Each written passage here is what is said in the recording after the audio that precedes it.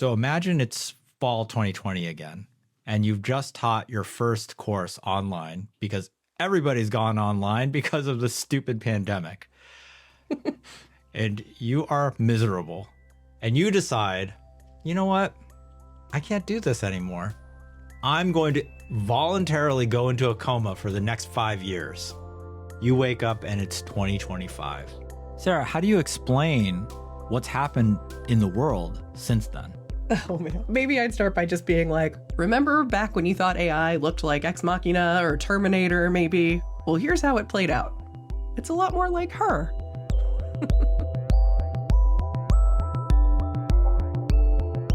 Welcome to My Robot Teacher, where we explore the core tensions shaping this new era in higher education. The promise of innovation versus the anxiety of displacement, the allure of efficiency against the imperative for human connection, and the evolving definitions of what it means to learn and to teach in the age of AI.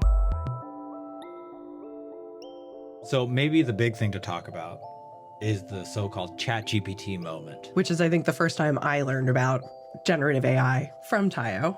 Right. In November 2022, I read on Hacker News about ChatGPT and I tried it out, and it absolutely shook my soul to the extent that I have a soul. I'm not totally sure I do.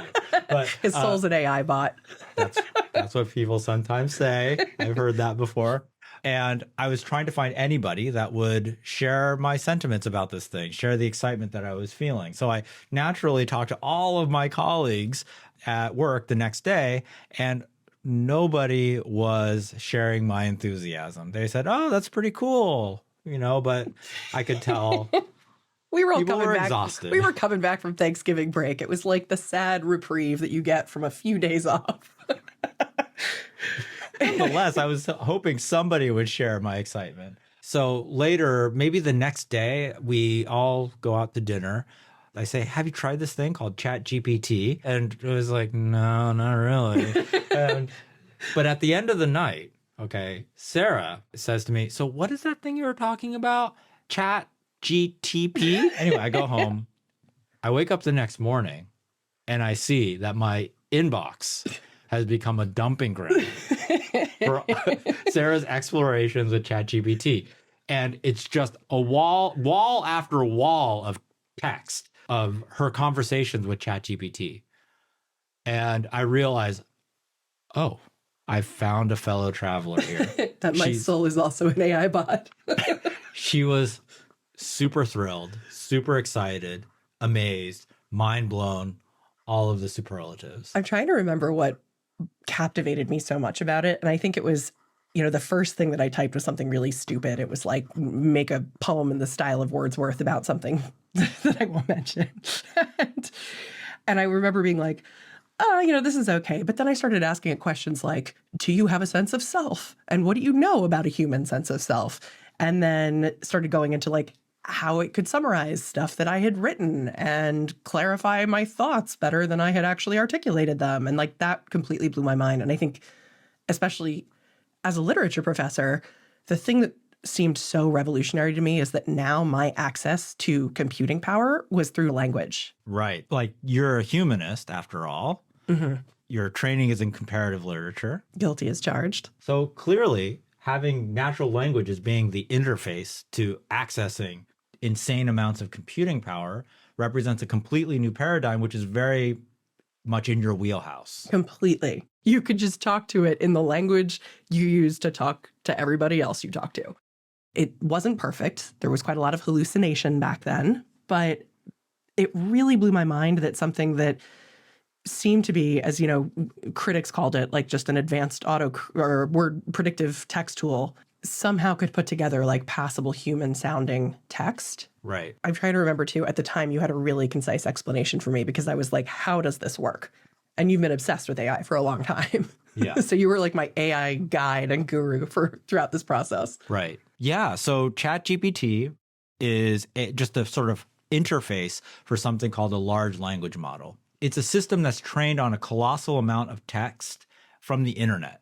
It consumes all of this, and through the magic of multivariable calculus and linear algebra, mixed with a bunch of statistics and computation, of course, it learns the patterns in language, and it is able to pull out statistical regularities and statistical insights about language that have eluded humans. Or the task that LLMs are designed to do is to predict the next word given a sequence of words.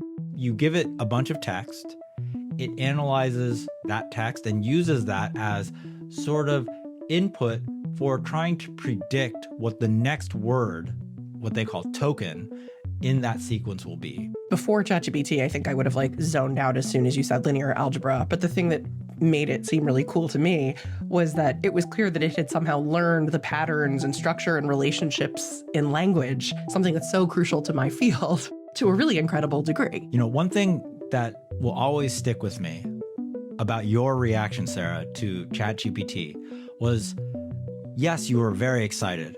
You were bringing a super interesting curiosity and energy to the whole thing. But at the same time, it wasn't uncritical. Thanks. I'm really glad you brought that up because I worry sometimes that my excitement might come across like a kid in a candy store and it's like, you don't know all that sugar is going to kill you one day. But yeah, as generous as I want to be to my students, I don't think the skeptics were wrong to say that the first thing students are going to do is cheat, because I definitely observed that. I overheard in the hallways right when we got back from that break, students talking about how they used it on a lab report and got 100 on it. Remember, you were academic integrity chair at that time. Yeah, that was a really interesting time to be academic integrity chair. And I should say, for context, at the time I was teaching a year-long intro to composition class, so I was at the midway point of my class and was still going to see the same group of students in the spring. And so I went into class and did this sort of performative bit where I tore up the syllabus that I had for the spring. And part of my logic was, well, if students are going to be using this anyway, I'd rather try and engage them in thinking through the risks of offloading cognitive labor, and also encourage them to try and imagine ways that they could use it as an educational tool to bolster the skills that we were working on in my class, say, which had to do with how you write and think and organize your thoughts. It also seemed to me that if I didn't change what I was doing, I'd just be looking the other way while lots of people offloaded their intellectual work. And I also wouldn't be preparing the others for a world where these tools were quite obviously going to be normalized pretty quickly. So it sounds like what you're saying, Sarah, is that if you can't beat them, join them. Well, I think I'd been disillusioned for a really long time, feeling like what I was doing was not intrinsically motivating students who would often come to my class and say, why do I need to take a writing class? So it became a really amazing opportunity. I remember saying to them, like, right now, you guys are on the cusp of this, and we're all now in this transitional period where humanity is going to be grappling with how we integrate this technology into our lives, like into workplaces, into our educational systems, while still preserving foundational skills that you need to develop to effectively communicate with one another. And so I said, I think we need to really think clearly about what you value and ask them, what do you value? And how does what we're learning in this class support that? I also remember framing it really explicitly in interpersonal terms. So I had them working in groups like to freestyle with ChatGPT that week just to play around with it. And then they were supposed to write a little like reflection about the experience. And one group I remember asked it, how do you get a girlfriend as an introvert was the first prompt. Oh, wow. It's really sweet. And so I kind of played on that anxiety. You know, they all seem to find that like really relatable as a prompt. And so I said, well, you know, when you're looking to meet people, whether those are friends or partners, you're communicating with them in whatever medium you use, like a kind of implicit argument about why they should hang out with you. And if you're relying on an AI chatbot to tell you that and to say what to tell them, to like create that framing for you, where do you think that leads? And they did not think it was good.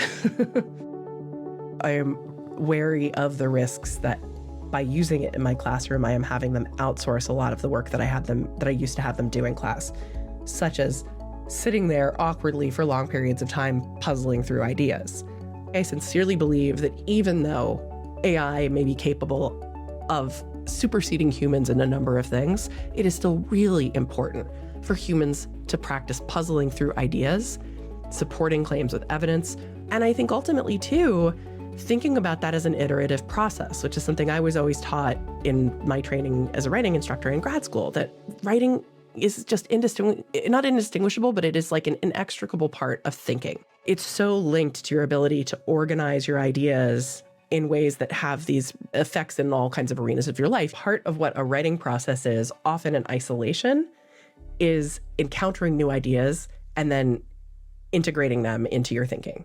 And so when you're writing a research paper, the reason we have what I think to many students feels like a kind of like rote and thankless task, but the reason is to practice putting together some kind of like theory about something, a thesis, and then testing it out and seeing how it holds up against evidence, and then revising your thesis when you find evidence that convincingly refutes it. And so whether or not writing looks the same and the teaching of writing looks the same in 5 years and 10 years and whatever, I still think that the skill that they need to be mastering in these classes is going to be a skill that humans need for a really long time. It's a skill of being humble in the face of evidence.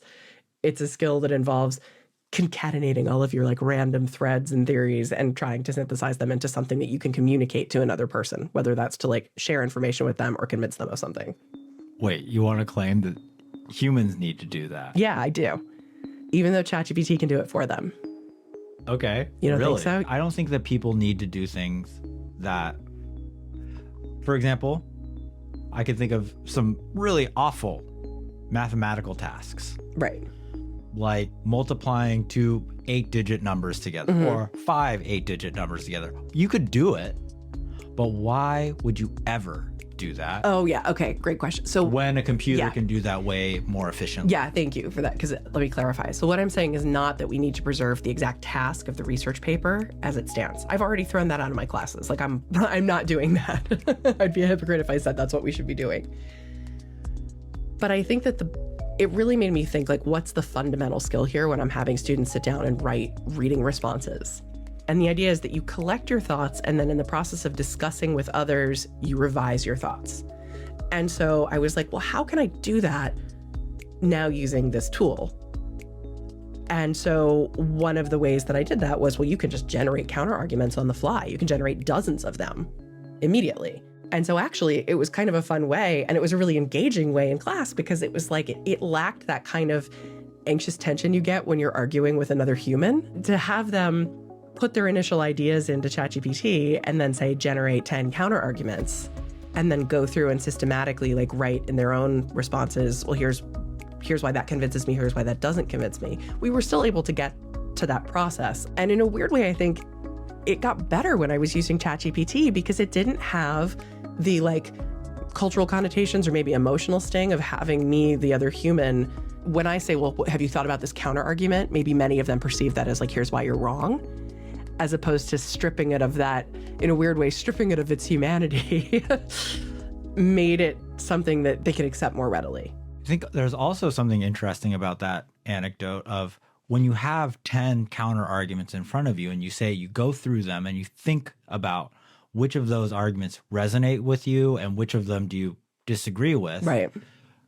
You begin to shape your own identity as a thinker. Yes. Through that process. Completely. And that is ideally what happens when you read a lot of books. Like you do that. That's what I did in studying literature. The tricky thing is that it's been so clear that students are not reading as much anymore. On one hand, I think on my most pessimistic days, I think, oh, I am totally complicit in the decline of reading skills, because I'm not assigning as much reading. I'm not assigning as much writing in isolation. I assign actually way more writing. Like the word counts of the text they produce in the semester by themselves are just astronomical compared to what they used to be in my classes. It's not grammatically correct writing that they're producing. They are producing these like free-flowing, free-write reflective responses that they have to do in every class. But the thing that I found is that they are demonstrating like a lot of improvement in being able to synthesize information and remember stuff from the beginning of the semester to the end. And you're talking about how we hopefully are able to shape our identities through reading books. Right. Or at least that's what you did as part of your education. But Yeah. do you think that large language models, artificial intelligences, can take the place of that identity shaping through their outputs, through in particular outputs that you critically read, that you use your best discernment as a student to analyzing, to figuring out which points that and which perspectives that the large language model is generating, which of those resonate with me and which of those do I outright reject? For sure. I think for better or worse. But aren't there some positives that we can think of about large language models, advantages of them over books? Well, the positive thing is for students who are not doing the reading, at least they're getting something. Like, at least they're getting a digestible, That's not even, am I just complicit in this problem? But isn't there something more? Like, if I pick up a book from your bookshelf, and I start reading it, that's a very different experience from reading the output of a large language model from a prompt that I give it. Oh, right? completely. Yeah. Why is that? What's happening there? It's dialogic with a large language model, right? When you sit down with a book, it's a monologic experience. You're absorbing something. There's the voice of this book that you're absorbing. Sure, you might have ideas in your head, but you're not immediately, unless you are a note taker and writing in the margins, which nobody does anymore, you're not turning that into a dialogic experience. And so that's what's so cool about the large language model, especially as they get better and they hallucinate less. This is all predicated on making sure the information you're getting is accurate. But so far, and in the last iteration, and since the students have had available to them the ChatGPT EDU accounts from the CSU, and now they're all on a level playing field, having prompts that are like more sophisticated models, not the older models, I am seeing a lot of them making connections between things and between weeks of the semester that I never saw happening in my class before. Like, they would just forget stuff that they learned in the beginning of the semester, whereas now it seems much more sustained. That's amazing. And, writing isn't just the only thing that ChatGPT can do pretty well. Right. It can do a lot of other things. Like, for example, it can code really well. Oh, this is something that totally blows my mind. And I know we were just talking about teaching, and now this will, I think, relate to some of the ways we've used it in our university service work. Oh, yeah. But yeah, they could generate working computer code and then debug the programming mistakes in that code. And so basically this opens up technical tasks to people without advanced training. These things do a very good job of coding. Maybe not at the level of like the top 1% of coders in the world, but it certainly does a remarkably good job, enough that you can take somebody who doesn't know anything about coding and quickly wind them up into a situation, if they're working with an LLM, into a situation where they can write their own apps. Yeah, I mean, I think this was a part that just really blew my mind, that somebody like, I do not know anything about coding languages or how to code, but this year I was able to use ChatGPT to like make a code to like scrape our website. Wait, why are you laughing? Okay, it's very clear that you didn't know anything about programming because you just said, make a code. Why is and that programmers wrong? do not talk like that. What's the right phrase of that? Write code. Just write code? Write code. Why isn't it write a code? Because it's not. I would say use a language. I guess use language. Use a language. Okay, so the point is, I can write code without even knowing how to say write code. That's right.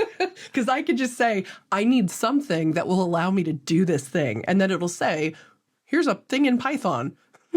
See, the difference between an LLM and a human is that if you ask an LLM to write a code, it won't laugh at you. So good. So true. There's the shame of messy human relationships when you're talking with your chatbot. Exactly. Thanks for teaching me the language. This is the value of interdisciplinary partnership. But I was able to do something that was completely out of my wheelhouse and minimize like hours and hours and hours of my university service work this year, which as our campus Senate chair this year meant going over policies and dealing with the like bureaucratic and institutional nightmare of policies that were not readable and therefore not legible to LLMs. We have hundreds of current and archived policies that are not clearly marked on the website, and we need to compile all them so that we can identify discrepancies. And so what I want to do is not have to sit there for all damn day locating these policies on different busted old websites and downloading them myself, and then realizing, oh, this one was actually an image because somebody scanned a piece of paper. The policy's so old. Yeah, those scanned PDFs were scans of policies which were written on paper. And so you couldn't just grab the text of those PDFs and use them in some way. Yeah. What was required was optical character recognition, which was able to look at the images of the letters and determine from that the letters that they represented. But being able to like translate these images and then rapidly identify patterns and identify things that were out of alignment completely minimized this work that I would have been like banging my head against the desk doing. So in all seriousness, I wanted to clarify something, though, that I didn't just do that by myself. Like I had you there with me. We were together in your office doing this mind-numbing, soul-destroying task of trying to identify all of Cal Maritime's policies. You knew the terminology for stuff. Like I didn't know what I needed to ask ChatGPT. So it's not as simple as saying, I want to do this thing, tell me how to do it. That's not going to get you a prompt that will actually give you the code you need. Are we sure that's true? I don't think before that moment I even knew that you could write code to do that task. Okay. And so I needed you to be like, well, here's the way you could do it. So you're saying that if I just prompted ChatGPT and said, here's my problem, how do I solve it? It would suggest, why don't you write code? I think so. What? No. It wouldn't suggest, why don't you write code? Or maybe it would. And then you would say, I don't know how to write code. Yeah. And I believe from there, I could prompt it to tell me how to do it. Right. But I think that in that moment of learning something brand new for the first time, it was really helpful to have you there, like a human guide who knew the right language and knew how to phrase the prompts so that we got what we wanted really quickly. Right. So doesn't this point to the value of a sort of an education which promotes breadth? Where you're not just focusing on, you're not just sort of narrowly siloed into whatever discipline you're working in, but that you have some basic awareness of what's possible by virtue of the other disciplines that you might not be studying in depth. That is a beautiful framing for, I think, why general education is a good idea. I wanted to lead you there because that was what was in my mind, for sure. Yeah, I think so. I think you need to know that the thing exists before you know how to ask for it. And I guess there's a certain extent where you can now use a large language model to describe the problem in a kind of non-adept way. Right. And then have it give you the language you need to prompt it, which is something I know that really got one of our colleagues excited when she was using ChatGPT in the deep research function after the rollout and was asking me, how do I basically get it to do the things that I want it to do? And I said, well, why don't you tell it the problem and why don't you ask it what the most effective prompt would be to elicit the response you'd like to get? And she was like, you can tell it to prompt itself? I think that is completely groundbreaking. And again, goes back to the access through natural language. Because it's a conversation, you can go back and forth saying, well, here's the thing that I want. And then if the solution doesn't appear to work, or if the solution just doesn't work, let's say the solution it proposes is to write code. Oh, excellent. Thank you. And then, as happened with us, that code didn't work right away. It needed a little bit of debugging. And I remember at the time you asked ChatGPT, how do I debug this? Right? It looks like this isn't working. This is happening when I want this to happen. And then it immediately identified the bugs. Yeah, what's really great about something like ChatGPT is that it doesn't feel the same kind of frustration or despair at some of the inscrutable messages that you get when you are working in a programming language like Python. So oftentimes when you goof up something in Python, you'll get these error messages. And hopefully if you're very good or experienced with Python, you probably are able to interpret those error messages and fix your code.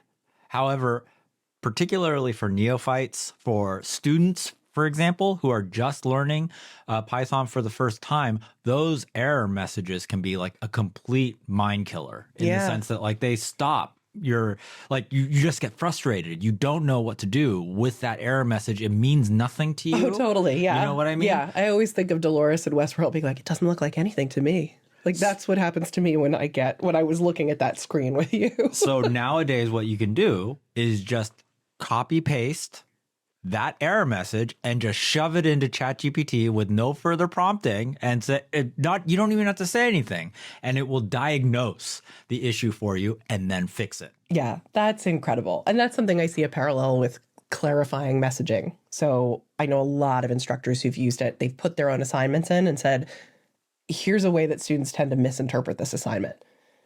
How do I make the instructions clearer and make it clear that my intent is this? Or how do I rephrase these learning outcomes in a way so they don't sound so jargony and make really clear in a measurable way for our assessment practices, but also in a meaningful way for students to understand what the point is?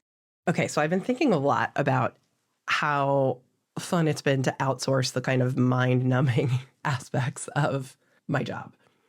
And arguably, this time that I freed up by outsourcing this work of writing code to ChatGPT and doing an administrative task that would have taken me a week freed me up to do things that I find personally more rewarding and intellectually stimulating.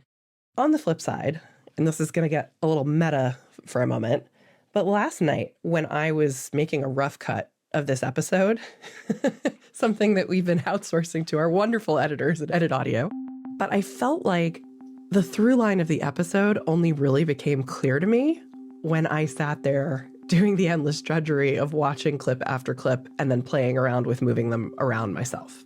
And so, I don't know. I go back and forth on this. And this morning I'm like, yes, in praise of drudgery, because getting so embedded in the text of like this transcript and seeing how we were talking about it made me see, oh, this is what I think we want to say in this episode.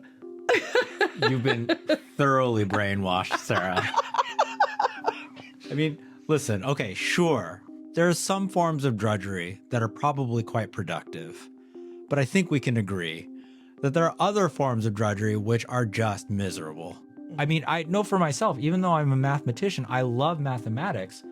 I will absolutely admit that from grade 7 to 11, mathematics was my least favorite subject. It was mind-numbing. It was completely dull for me. Right? Well, how do you know like what drudgery is going to turn out to be productive? Well, this requires discernment. And this is something that hopefully a good instructor, a good educator can provide their discernment about. Sometimes I think though, there's just things that got to play hard. Oh yeah? Like what? Like the 5-paragraph essay? Oh, that's for a whole other episode. But, well, hear me out on this, because I think there's actually a common argument that people made back when Nicholas Carr wrote The Shallows like a decade and a half ago. Very famous book. Oh, really? Started as an Atlantic article called Is Google Making Us Stupid? And the thesis of it was basically the fact that you can now like Google stuff and you don't have to do the work of going into the card catalogs and putting in that effort. This is interdisciplinarity in action. Okay, word cell, go for it.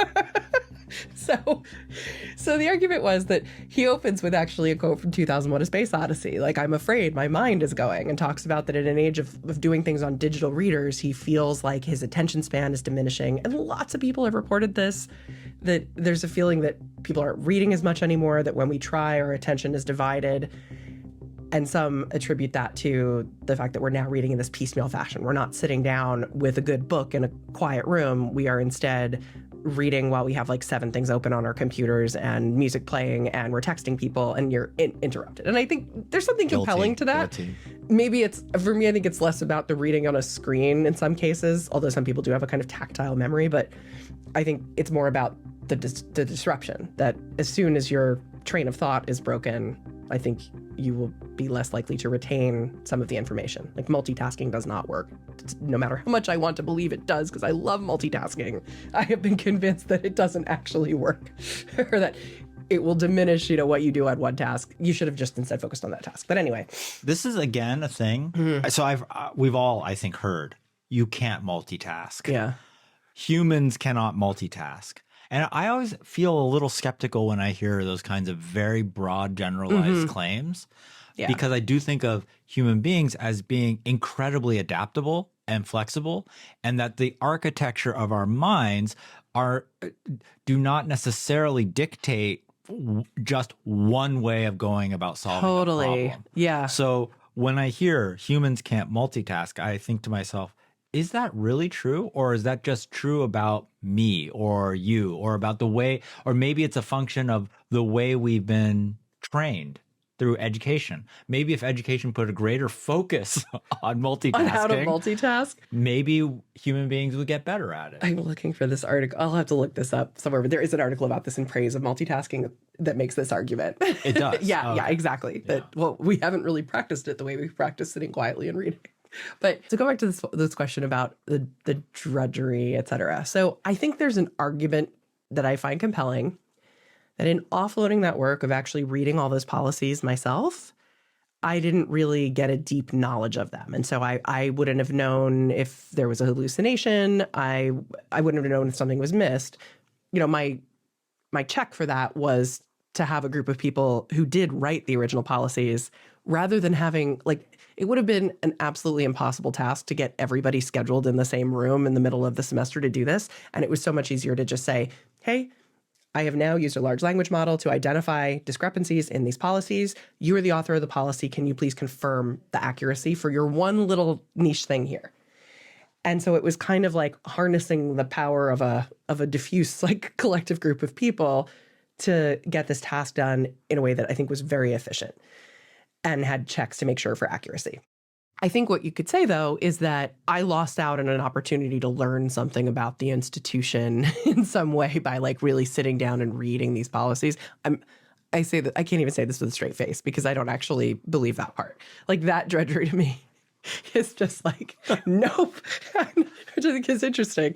But the reason I think that I don't see that as a missed opportunity is because in the time that I would have been sitting there downloading PDFs and reading policies that are defunct, I was able to do a whole bunch of other stuff that taught me more about the institution. Exactly. Right? Like, it is in some way, there is a bit of a zero-sum game going on with, like, every moment that you're spending doing drudgery, you are not doing another thing. For every moment that you're not doing drudgery. Yeah.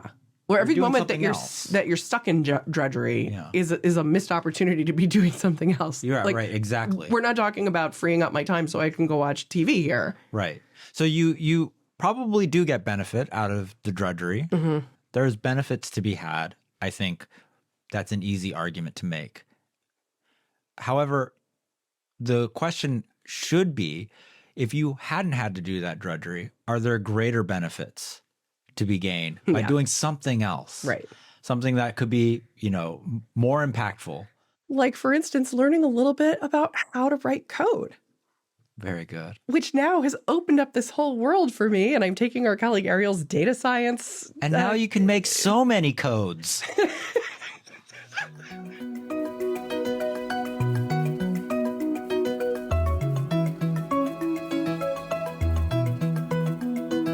And then I think for people who do have advanced training, they unleash potential for scientific breakthroughs that were previously unimaginable, right? Right. So, for example, there was this artificial intelligence released by Google, specifically DeepMind, which is sort of the AI lab that's within the Google superstructure. But the achievement that eventually earned DeepMind's founder, Demis Hassabis, the Nobel Prize, was to build a deep learning model called AlphaFold, which was able to take the 200 million amino acid sequences of proteins that we know about and use AlphaFold to be able to fold these to figure out what shape these proteins will eventually have. Before you went into a coma, it would take a single scientist something like 5 years to figure out the shape of just a single protein. Right. People did like their whole PhDs on one protein. Right. But now with AlphaFold was able to fold 200 million of these proteins, thus compressing a task that would take 1 billion years of human scientist time into mere months. That's so wild when you frame it that way. I remember too, back when you first told me about ChatGPT, one of the things you were so excited about was the capacity to, like, crack mathematical puzzles that had eluded human mathematicians for forever. Yeah, and for a long time, it was sort of the conventional wisdom that these LLMs were not very good at mathematics. And that was true in my experience as well. I had to try to solve or factor even very simple quadratic polynomials, and it tripped on that very, very simple task. However, we're now at the point, in fact, very recently, Google again released something called Alpha Evolve, which is another artificial intelligence, a neural network that is able to crack some of these mathematical puzzles that have eluded human thinkers and human mathematicians. And the insights that Alpha Evolve is generating are being implemented into Google's processes, thus improving.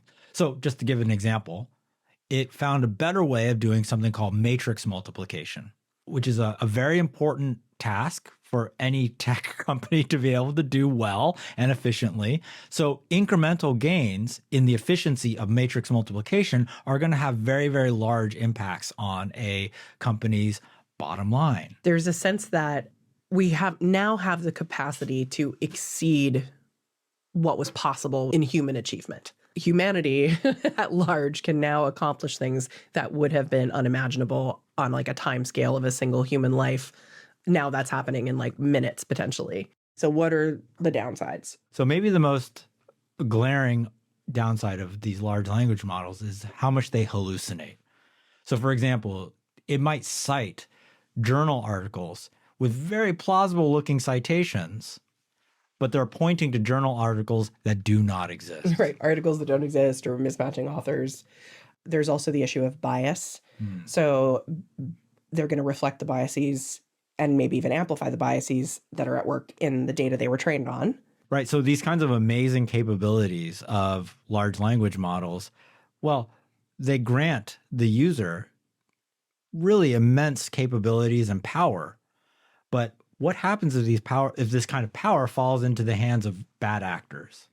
Of course, there are a number of ways that people could use it for evil. But I think the important point to emphasize is that even in the so-called right hands, like what happens when we have technological capabilities in the hands of people who might not be able to see, because humans are limited beings and finite beings, might not be able to see the ripple effects.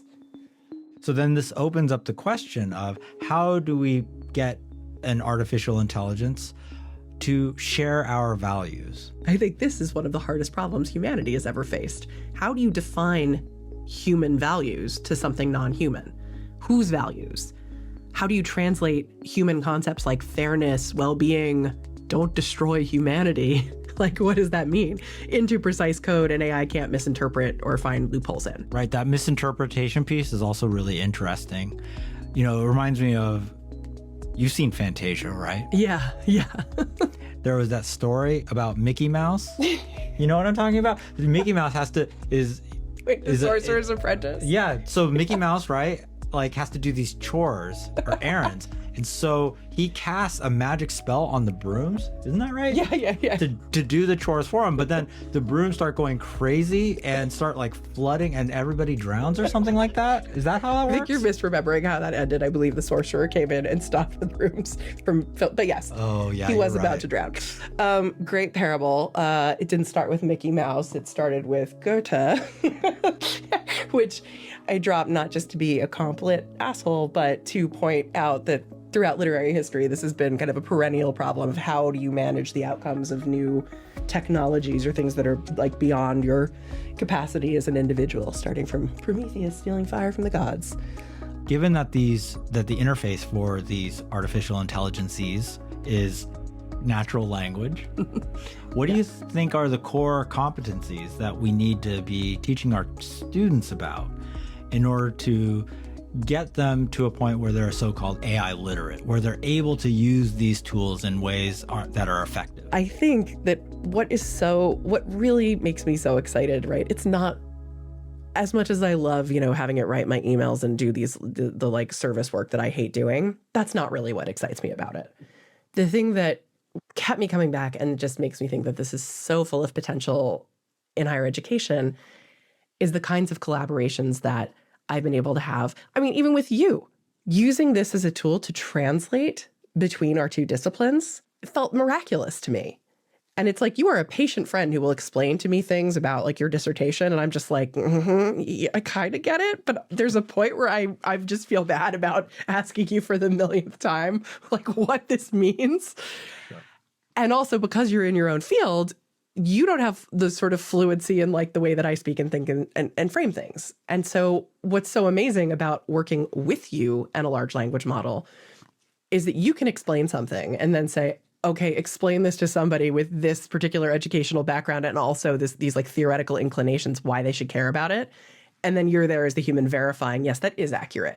And so there's this kind of mutual growth that I think I see going on where it's like, I am gaining an understanding of what you do, and then you're gaining an understanding of how to talk to me about it. And that to me is everything. Like this is, I think, a kind of fundamental problem that humanity faces right now is how to tap into knowledge bases that people who speak and think differently from you have. Absolutely. And we get such specialized trainings in our respective disciplines.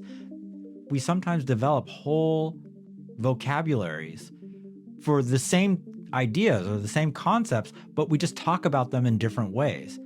And because of that difference in vernacular, right, it becomes difficult to be able to communicate with somebody that's even in a very related discipline. So like you can have an algebraic topologist who is trying to talk to an algebraic geometer. These are two very specialized fields within mathematics. Yeah. And they have difficulty talking to one another. Mm-hmm. They share concepts, but they just have different words for them. And it takes work for the algebraic topologist to learn the algebraic geometer's way of thinking about things and talking about things, and vice versa. Mm-hmm.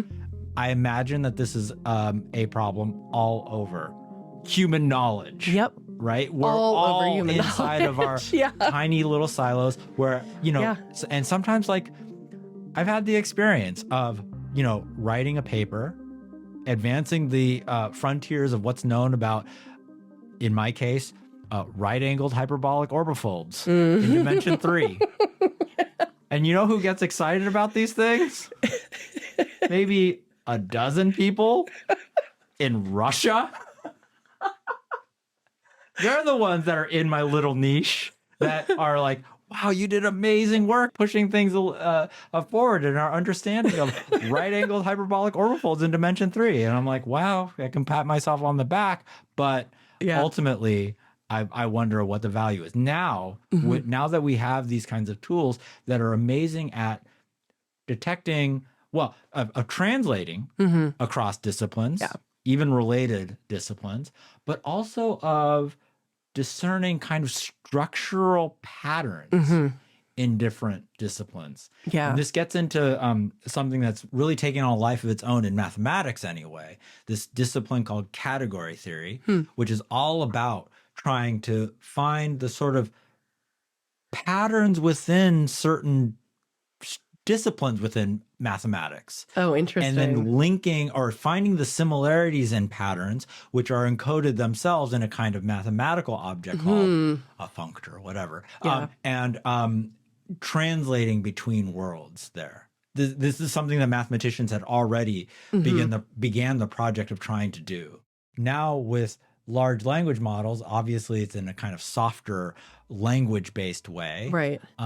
But it feels like it's doing something similar, or it can be the kind of connective tissue that allows a microbiologist to talk to a cancer researcher, right? For example. Right. And the potential there, aside from just being like a fun intellectual exercise and making new friends across universities, I think that, and so many people have said this, the problems of the 21st century are not problems that any one discipline or group is going to solve. They require the kinds of collaboration that I think pessimistically perhaps were not possible before we had these tools to kind of navigate the sensitive emotional terrain that comes from having to explain your work to people who might not value it the way you do, or to explain your work using frames that just are going to land badly or make people misunderstand what you're actually talking about. And so as long as you have, I think about it as kind of like, it's like the triangulation of like two experts in a different field with a large language model as their little like robot co-teacher. And the potential that comes from having like the experts verifying from their end what's correct, and then coming to consensus with this non-human intelligence, about what the relations are between these fields, I think that just has immense potential to solve structural problems in a way that maybe were unimaginable before. Oh my God, I have so much to say about this, really. Can I just go for a sec? Go. Okay. Go. So in mathematics, I often think of there as being a mountain. Okay. There's like a mountain like this, a mountain. All right. And I call this the mountain of abstraction. Okay. Okay. And as you climb the mountain of abstraction, it gets more and more, well, abstract. That is to say, more and more general. Right. And mathematicians, they often start from different starting points down here at the base of the mountain, and they climb up the mountain in various ways. And sometimes they meet up in places, right? They meet up in places, even though they might have taken very different, very circuitous routes up the mountain. I'm so bummed this is an audio episode because this illustration you're drawing on my whiteboard is like a work of art. Yes, I know. I know. You don't need to tell me. But you know what's really interesting? This is what's really interesting. Sometimes there are fields that are climbing the mountain of abstraction and they miss this insight. Yeah. In other words, they don't ever hit this particular point on the mountain. Right. But you know what's interesting?